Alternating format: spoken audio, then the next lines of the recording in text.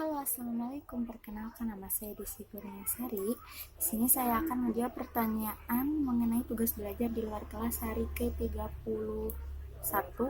yaitu mengenai Bimba AUEO interview. Pertanyaan pertama, apa prinsip utama dalam proses Bimba interview yang harus dipahami dan diterapkan oleh motivator? Nah, jelaskan dan berikan alasannya. Jadi prinsip utamanya yaitu kita belajar dan berbuat baik. Kenapa? Karena kita itu bagian dari komunitas Bimba, di mana kita harus terus belajar dan berbuat baik. Alasannya karena tujuan kita adalah menumbuhkan minat baca dan minat belajar anak, bukan berfokus pada hasil, sehingga motivator harus terus belajar dan berbuat baik agar karakter minat baca dan minat belajar anak tumbuh.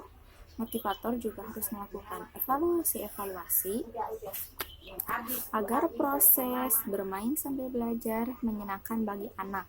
Nah, melakukan evaluasi pun jadi kita sebagai motivator harus terus belajar dan berbuat baik. Pertanyaan kedua, apa prioritas motivator dalam kelas pendekatan? Nah, prioritasnya yaitu berdialog tentang kesukaan anak agar anak merasa nyaman dengan motivatornya.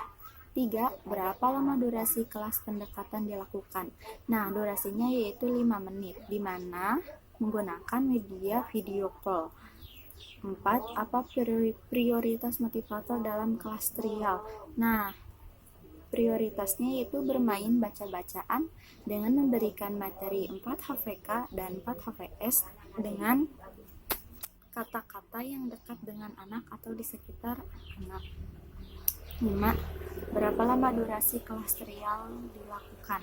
Durasinya yaitu 15 menit. 6. Berapa lama orang tua murid dapat mengikuti kelas trial? Nah, yaitu sampai orang tua yakin untuk melepas anaknya bermain dan belajar di Bimba AUEO. 7.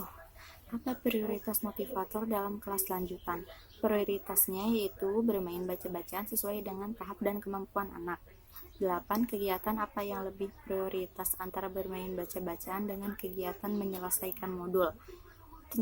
Yang menjadi prioritasnya dan jelaskan. Dan jawabannya yaitu yang lebih prioritas adalah bermain baca-bacaan, karena di Bimba itu tujuannya untuk menumbuhkan minat baca anak. 9. Materi apa yang dibaca oleh anak ketika bermain baca-bacaan? Nah, materinya yaitu biasanya modul yang sudah dikerjakan atau dikuasai oleh anak sehingga anak mampu dan semakin terampil.